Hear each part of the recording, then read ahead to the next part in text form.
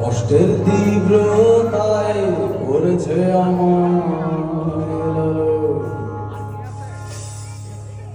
হঠাৎ কোথায় না বলে হারিয়ে গেল জন্মান্তর বাঁধন কোথা হারালো। চলবে এটা একটু জোরে জোরে শুনতে চাই, চলবে? সবাই বলে ওই আকাশে লুকিয়ে আছে, খুঁজে দেখো পাবে